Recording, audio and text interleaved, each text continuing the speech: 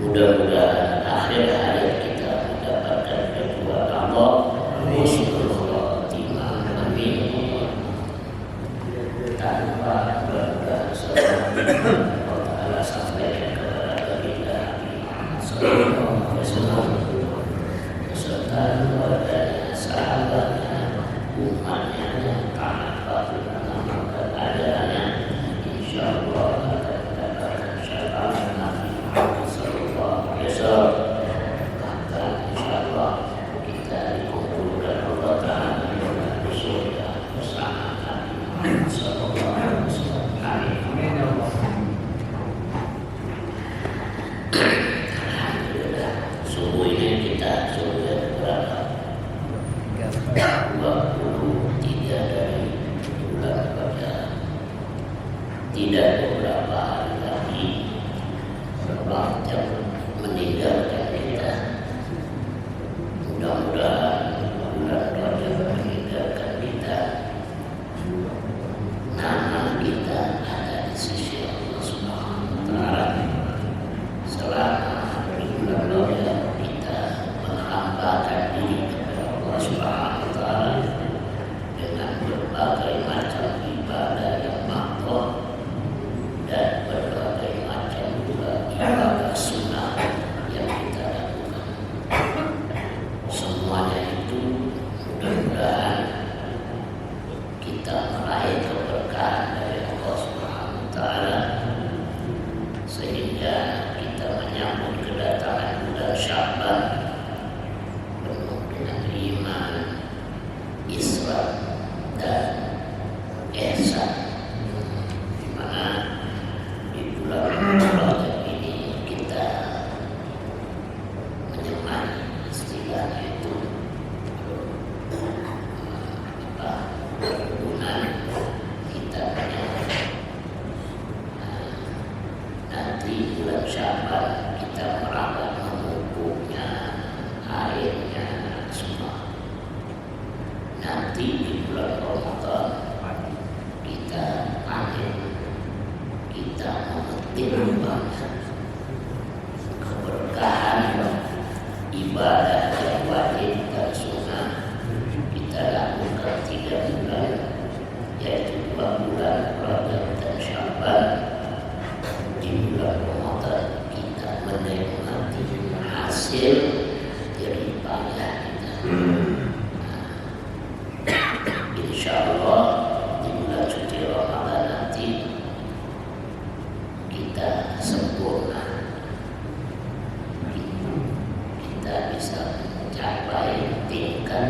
yang paling sempurna yaitu ihsan. Di mana nanti di bulan suci Ramadan, wallahu yuhibbul muhsinin. Allah mencintai kita, Allah mengasihi kita, Allah menyayangi kita. Berkah daripada ibadah di bulan Ramadan, bulan Sya'ban. Di bulan Ramadan kita merasakan nikmatnya hidup. Oleh sebab itu, tinggal beberapa hari ini ya, kita istiqomah hidup di jalan yang diridhai Allah Subhanahu. Jangan ada ibadah sunnah yang kita tinggalkan, terutama di malam hari. Dijaga baik-baik. Ibadah sunnah di malam hari. Manakala kita tinggalkan satu kali saja, kecewa yang bukan main. Jadi di malam hari ini penting. Pokoknya kalau ibadah di malam hari kita jaga dengan baik, insya Allah ibadah di malam di siang hari itu dipermudah oleh Allah, dimurahkan Allah. Maka pesan saya nanti pada maghrib satu hari Sya'ban itu jangan lupa doa Nabi Sulaiman supaya kita bisa bersyukuri, supaya hati kita ingat dengan nikmat Allah.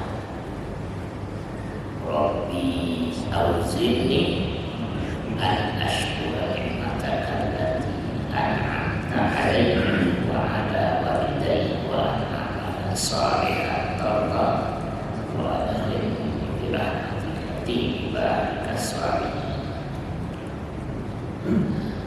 Timbul satu bulan Sya'ban itu, maka berdoa kepada Allah, ya Allah, beri aku kekuatan, kemampuan agar hatiku selalu ingat dengan nikmat-Mu ya Allah. Ya Allah, alhamdulillah, cuma itulah yang bisa ya Allah. Selain dari itu tidak ada. Alhamdulillah, umurku masih Kau pinjamkan ya Allah, bertemu dengan bulan Sya'ban. Itu nanti pertama kita habis sholat maghrib, maka kita berkata, Rabbi auzinni an ashkura ni'mataka allati an'amta 'alayya. Insyaallah kalau itu kita ucapkan kepada Allah, nanti bulan Sya'ban itu kita diberi Allah kekuatan, kemampuan agar kita bisa menjaga ibadah yang mahdoh, yang wajib, dan ibadah yang sunnah di siang hari maupun di malam hari. Yang kedua, perbanyak puasa sunnah di bulan Sya'ban. Nabi Muhammad SAW sampai tidak sempat yaitu untuk makan minum, tidak ada waktu untuk Nabi tidak berpuasa.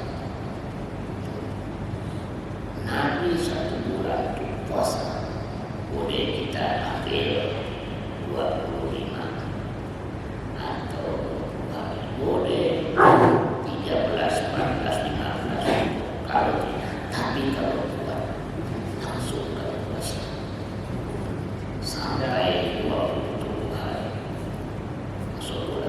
Setiap kali sholat jangan lupa surah Al-Ahqaf ayat 15 sama surat An-Nahl ayat 9. Jangan lupa. Dan saya tekankan dihafal itu. Dijadikan tiap waktu, tiap habis sholat wajib, sholat sunnah itu ada. Nanti diberi Allah Ta'ala kemampuan, kekuatan agar kita bisa mengarahkan hidup kita kepada hal-hal yang diridhoi Allah Subhanahu. Memang begitu.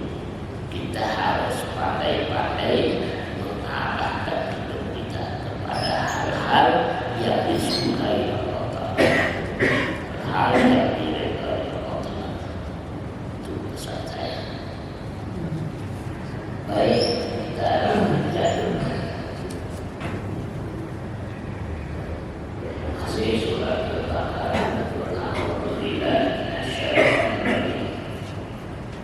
فبدل الذين ظلموا قولا غير الذي قيل لهم فأنزلنا على الذين ظلموا رجزا من السماء بما كانوا يفسقون. Surah mana kata itu adalah babat darat. Babat darat. Mereka ucapan ucapan yang diperintahkan itu, yaitu ucapan kita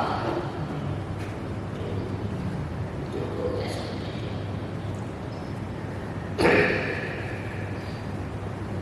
Menjalankan ucapan lain, mereka tidak mengucapkan satu ucapan itu dengan sholat. Baru dari syakra, itu ada kata baru di syakra, ya. Apa itu ada sebutir biji, pakai itu boleh jadi biji durian, pangan, biji sawi atau mengandung yaitu selai rambut. Syara itu bahasa Arabnya adalah rambut.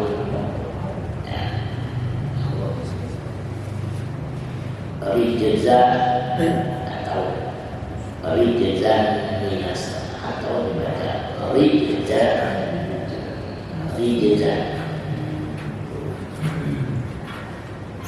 atau disebut jadi adalah wabah. Wabah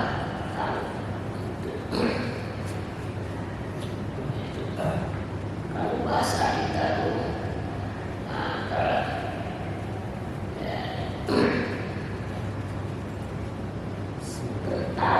Rijza itu seperti madu, rijza kental. Nah, maka madu itu dikental. Rijza wabah ya, tahu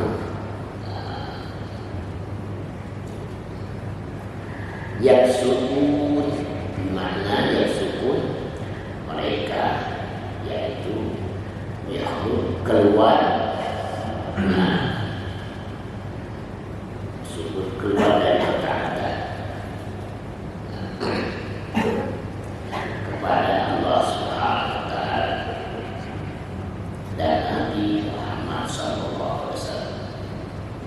Saya gambarkan tadi malam Bapak tidak sholat tahajud, tadi malam Bapak Ibu tidak sholat witir, tidak beristighfar, tidak berselawat, tidak berdoa, itu namanya syukur.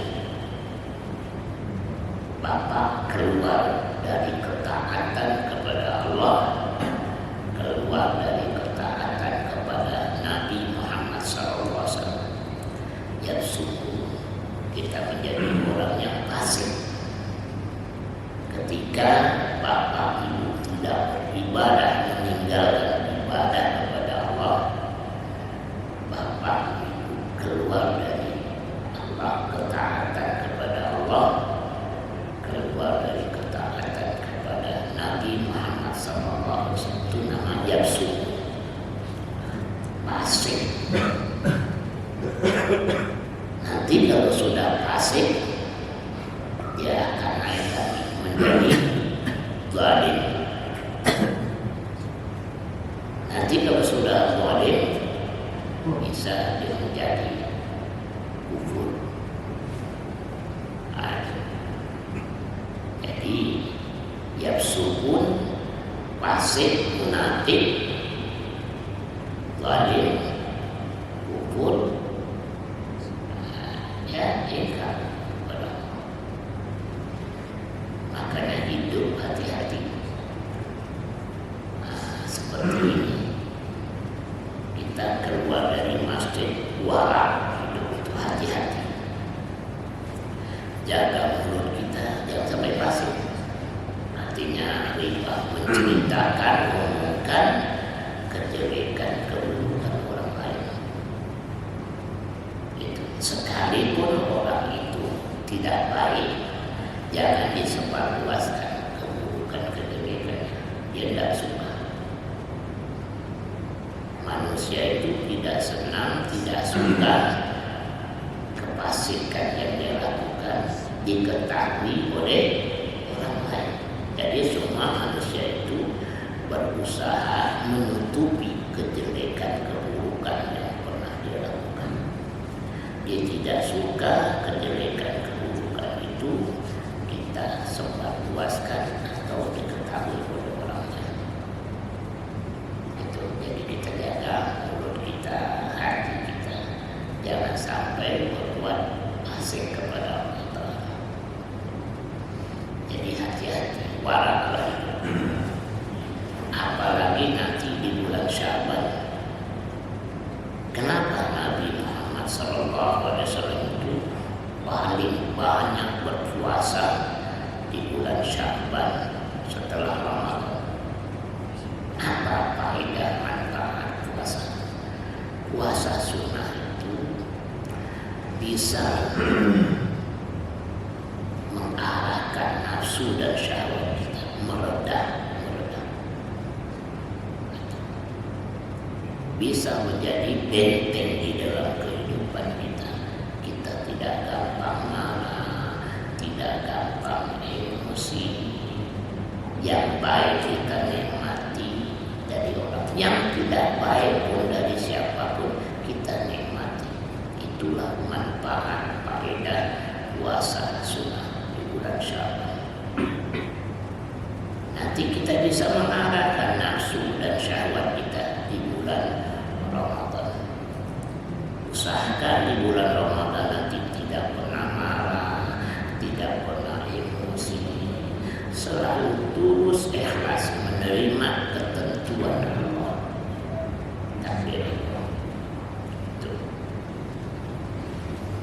Wa qala ta'ala, ya ayyuhalladzina amanu isbiru wasabiru warabitu wattaqullaha la'allakum tuflihun.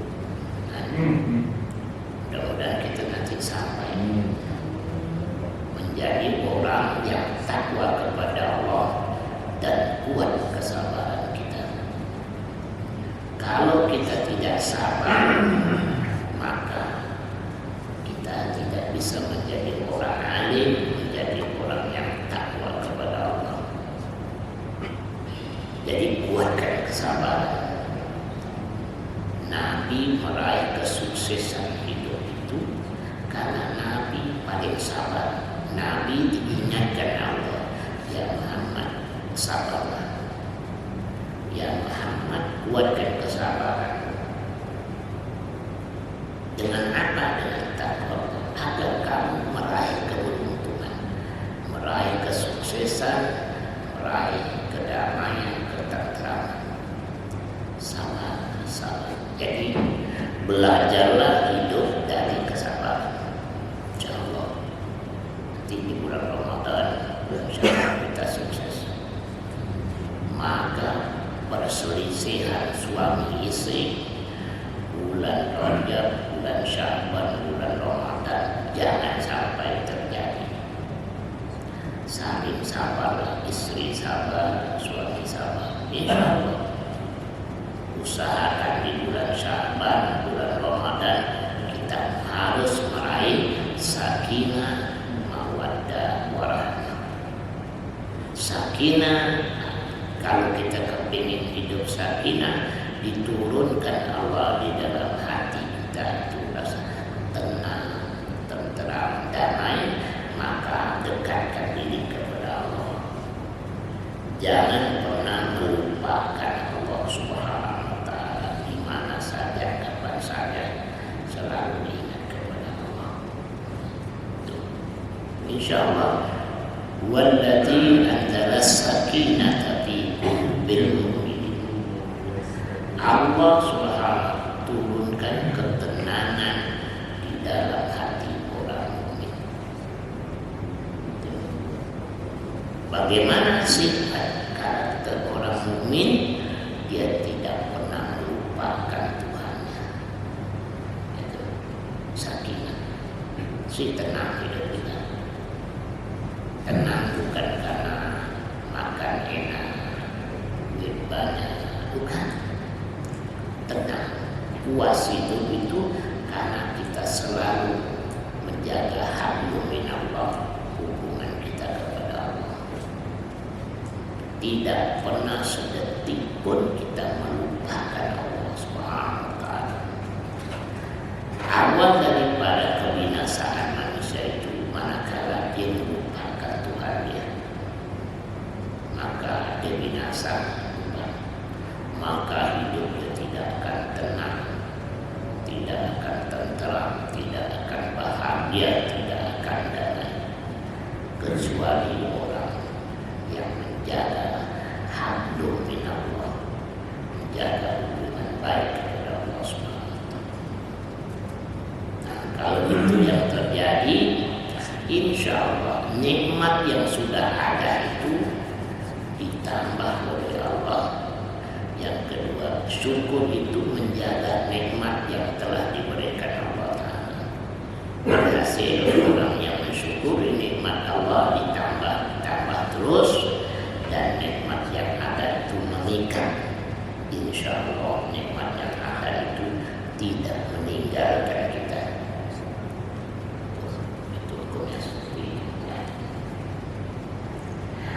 Maka apa yang dapat kita pelajari dari ayat 58-59? Al-awwal boleh ya.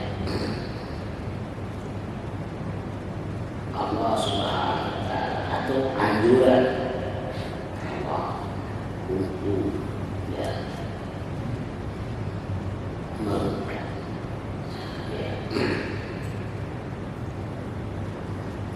Allah Subhanahu wa Ta'ala menganjurkan yaitu mengingatkan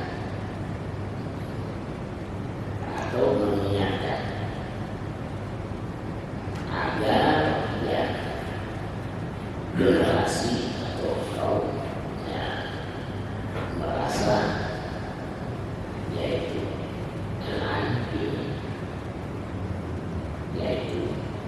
dengan yaitu peristiwa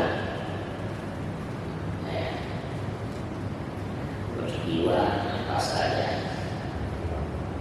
yang kita alami itu mesti ada hikmahnya. Apa saja diamali atau dialami.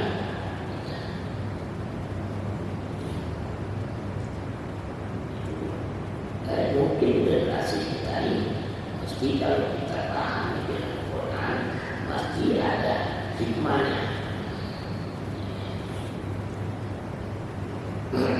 Ya, paham Qurannya, sunnahnya itu kita paham. Itu.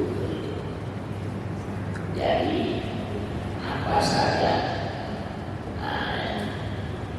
yang terjadi itu menjadikan pelajaran, ada hikmahnya. Boleh jadi peristiwa Aceh, Medan juga sampai sekarang itu terus gunung berjatuhan, hujan tak berhenti. Boleh jadi pelajaran buat kita. Yang kedua, ada hikmahnya. Sabarlah orang Islam yang ada di sana. Boleh jadi dengan kesabaran itu, pada setelah itu ada nikmat. Setelah itu nanti terbitlah terang. Boleh jadi melimpah rezekinya, generasi mudanya beriman saleh, kedamaian yang diberikan Allah. Boleh jadi gitu. Jadi hanya apa terjadinya itu, yaitu pelajaran buat generasi yang sekarang yang akan datang.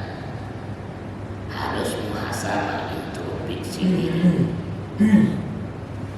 Yang mana kira-kira yang tidak disukai Allah, yang tidak disenangi Allah.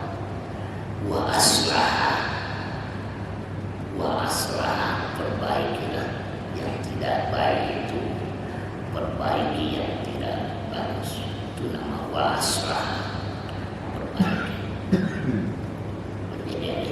Jadi setiap kejadian apapun itu mesti ada hikmahnya dan pelajaran buat kita.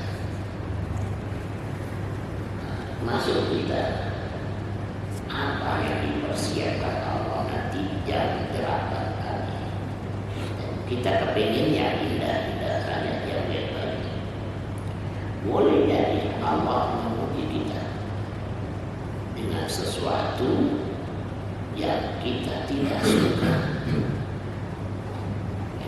Kita nanti pulang dari sini, umpama misalnya andai kata istri kita berkata, Bang, saya dengar tadi malam si Anu itu menceritakan abang tak enak. Saya dengarnya gimana tuh? Dia menceritakan abang ini kedengaran saya. Dia tidak melihat saya lagi. Dia ngomong dengan beberapa orang bahwa abang tuh begini. Gimana tuh Bapak benar? Marah atau beralhamdulillah. Istri kita ngomong kan begitu, Bang. Apa jawab kita? Apa benar dia ngomong itu? Nanti ku tanya aja akan sukses itu. Yang bagus yang bagaimana? Alhamdulillah. Dia ngomong itu dia. Alhamdulillah. Surga. Tapi kalau benar yang ngomong itu ku tanya aja yang akan ini. Maka lunturlah. Karena nanti marah. Itu maksudnya. Jadi baik yang tidak baik itu pesan Nabi, alhamdulillahi ala kulli hal.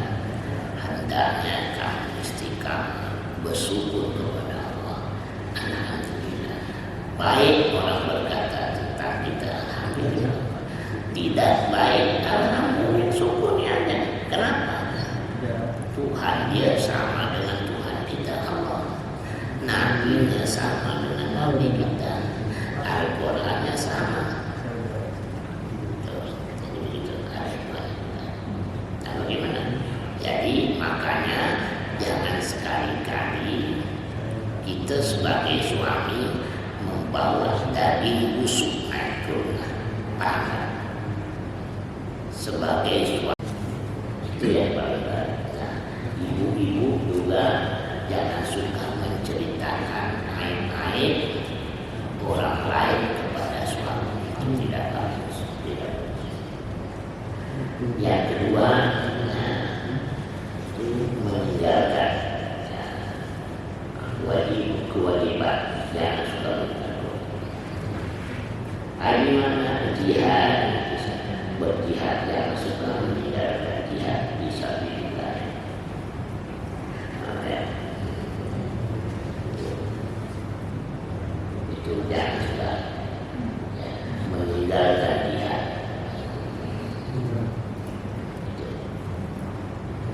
Karena meninggalkan jihad itu, itu adalah kehinaan.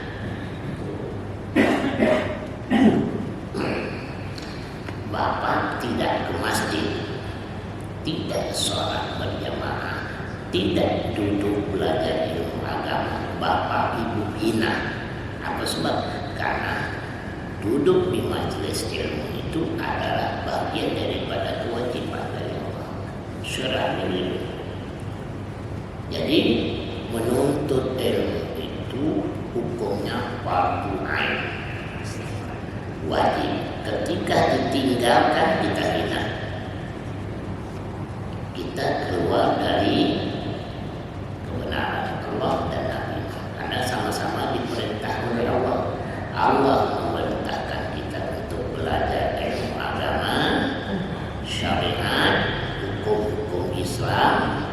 Nabi pun juga memerintahkan kita untuk memahami syariat, hukum-hukum Islam. Jadi dua. Jadi manakala kita tidak sholat, tidak beribadah hina, nanti malam bapak tidak sholat tahajud, tidak witir, bapak hina, ibu-ibu hina di mata Allah. Salah saya yang ketiga yaitu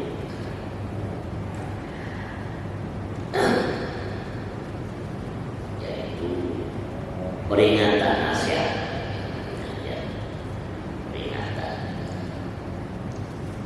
setiap yang terkena akibat, yaitu akibat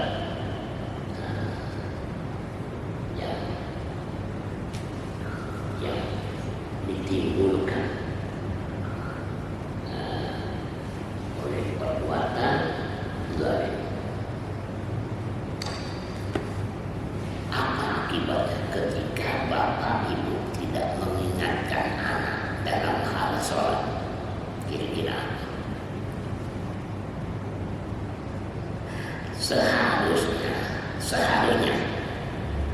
kita belum kesini nih, bini kita sudah bangun. Itu harus itu. Istri kita sudah bangun, juga kita yang membangunkan. Istri kita mengantar kita ke depan pintu. Kita mau lihat bisa meninggal. Jam begini anak-anak sudah bangun. Yang SMP, yang SD. Zalim mak bapak itu kalau membiarkan anaknya minta sholat subuh, bapaknya zalim, maknya zalim. Akibat apa? Orang tua tidak menasihati anak dalam hal sholat. Zalim. Zalim kita ini. Zalim. Seharusnya istri kita mengantar kita sampai depan pintu, membuka kita pintu. Ibu mengantar suaminya untuk suaminya ke masjid. Suami berkata Assalamualaikum warahmatullahi wabarakatuh. Ibu berkata Waalaikumsalam warahmatullahi wabarakatuh. Ada wasiat. Kita berkata, anak-anak bangunkan sholat subuh. Itu wajib bangunkan. Kalau bapak tidak mau, maka akibatnya zalim. Bapak yang zalim, ibu yang zalim, maka anak-anak pun zalim. Karena bapak tidak melakukan kewajibannya. Jadi harus itu dipakai. Itulah gunanya belajar ilmu, supaya kita paham tentang. Jadi jangan tidak itu. Jadi oleh sebab itu hati-hatilah. Ya. Yang ketiga ini yang agak rumit. Lalu bagaimana? Tiap hari kita sebagai suami, sebagai bapak itu berdakwah kepada anak, selalu mengingatkan anak, mengingatkan istri, menasehati anak, menasihati Kalau tidak bapak lagi, anak-anaknya tadi, karena tidak didakwahi, kan sedih. Istri zalim, anak zalim, ya Allah, menantu zalim, zalim. Cuman bapak seorang hidup di rumah yang tak ada zalim. Bagaimana nak bahagia hidup tu?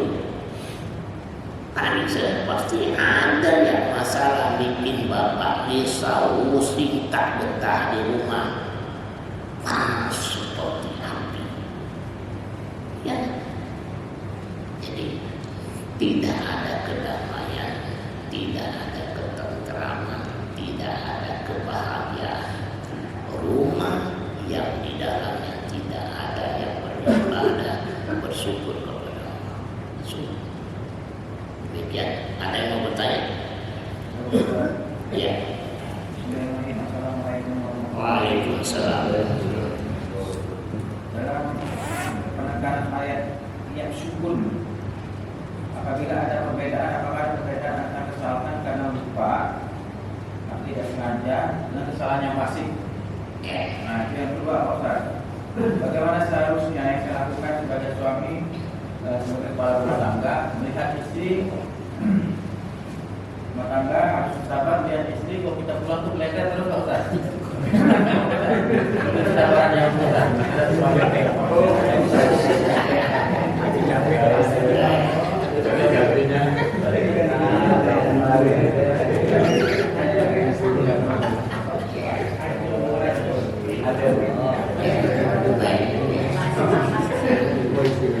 Jadi kalau kita tidak beribadah yang wajib, ada yang kafir, ada yang fasik. Terutama fasik. Fasik itu kita tahu sholat itu wajib. Kenapa ditinggalkan? Kita tahu sholat duha itu perintah Allah, perintah Nabi. Kenapa ditinggalkan? Fasik juga. Ibu paham mengerti setiap wanita keluar dari rumah menutup rambutnya. Kenapa dibuka rambutnya? Menutup lengannya, menutup pahanya. Kenapa keluar dari rumah pakai celana pendek? Nah, itu fasik. Yang tidak disukai suami, kok itu yang dibuat, itu fasik. Nah, itu fasik. Ibu-ibu membiarkan anak gadisnya tidak menutup aurat, itu ibu yang fasik. Artinya apa? Wa aslahan, perbaiki anakmu itu. Wa aslahan, perbaiki dirimu. Jangan mandangnya kita nak ngomong. Nah, tutup aurat nanti. Ya. Kalau kau sayang dengan mana, tutup aurat kau naik. Biar mak ringan di hadapan Allah. Nah, tolonglah. Mak tak ada minta ampunan. Kau jaga harga martabat kau sebagai wanita muslimah. Nah, enak tu mesti paham. Didoakan anak itu, ya. Allahumma barik lana fi auladina, ya Allah, berilah keberkahan anak ya Allah. Allahumma barik lana fi azwajina, ya Allah, keberkahan istriku, doakan istriku. Begitu ya. Nah, kedua, Siti Aisyah radhiyallahu anha, kalau dia tahu tuh jam Nabi mau pulang tuh dia tahu. Begitu dia buka pintunya Nabi, sudah ada kelibatnya, dia mencari kaca. Dia merapikan bajunya, mukanya, udah mungkin tak ada celah, boleh celah, tak ada bedaknya, dia boleh bedak. Dia berkata, udah dia yakin dia sudah cantik untuk suami dia, Nabi dia pun menunggu di pintu. Begitu Nabi assalamualaikum warahmatullahi, dia pun datang langsung mencium tangan Nabi. Nabi pun mengkecup keningnya. Kening istri itu. Tuh. Setiap suami baik sebetulnya ibu-ibu dan cantik cium tangan suaminya. Jangan memelak boleh. Boleh. Maka dengan suami itu dosa termasuk al-kabair, dosa besar. Al-kabair itu dosa besar seorang istri yang marah-marah sama suaminya. Pesan Nabi, tulus ikhlas kau mengabdikan dirimu kepada suami.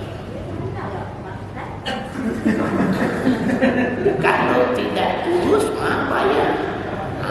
Tulus ikhlas. Tulus ikhlas. Pokoknya dengan suami ini ya Allah, surga. Biasakan kalau suami duduk makan, suami duduk, ibu ngambil piring, ngambil sendok, nyedokkan nasi. Masih ada nggak itu sekarang? Sendokkan nasi masuk dalam piring, tunjuk nih bang. Dan dia duduk di samping kita. Kita bertanya, kau udah makan deh? Tadi udah bangun makan. Makan sikit. Kawankan suami itu makan. Jangan dibiasakan bini itu makan sopan. Tunggu suami mau makan.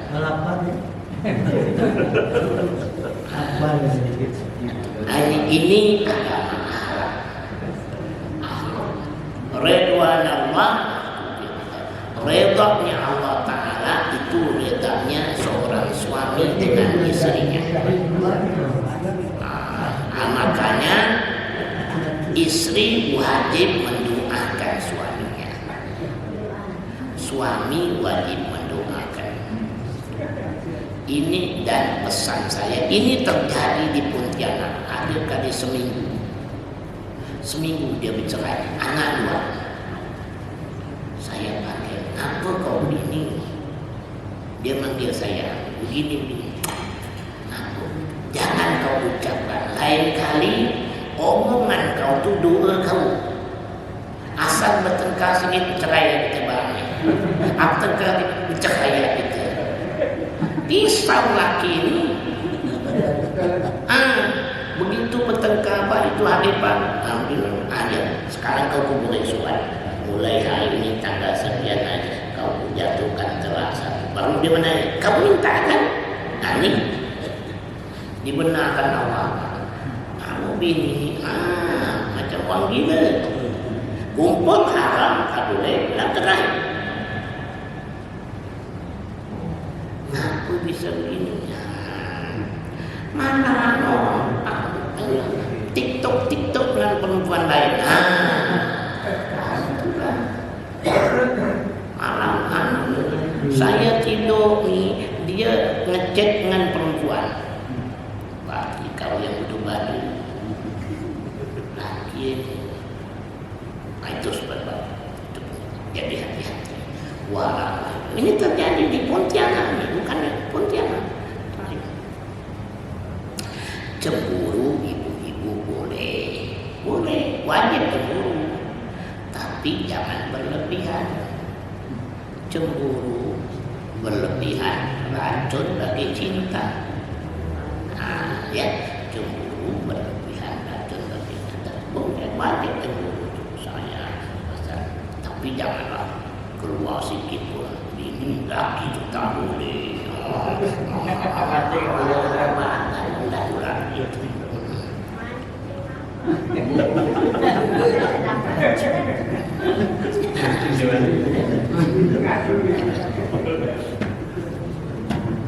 Saya ada lagi, paham Pak? Jadi pesan saya, kalau kepingin damai, malam-malam tu bangun, istri mandi, suami mandi, sholat tahajud.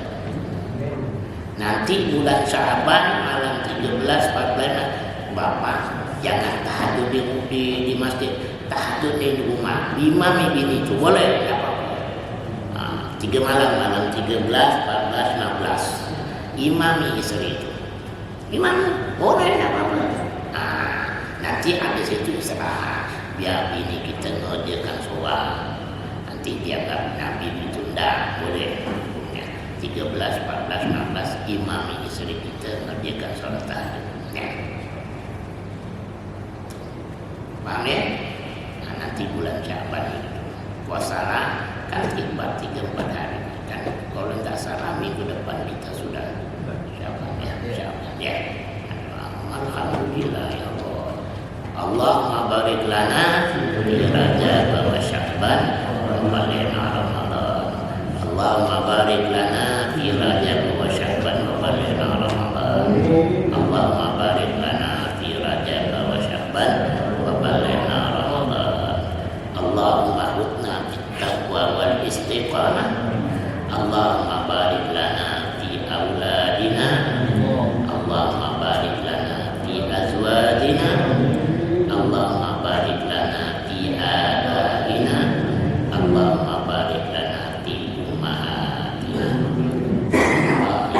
Allahumma yassir wa la tu'assir.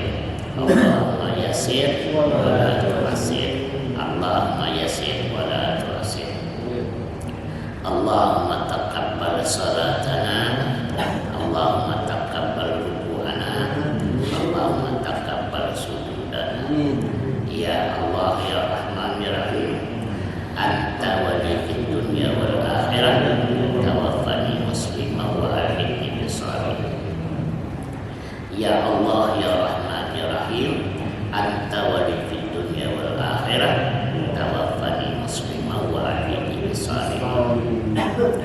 Ya Allah ya Rahman ya Rahim, Anta wali fid dunya wal akhirah, tawaffani musliman wa alhiqni bis shalihin. Wa sallallahu ala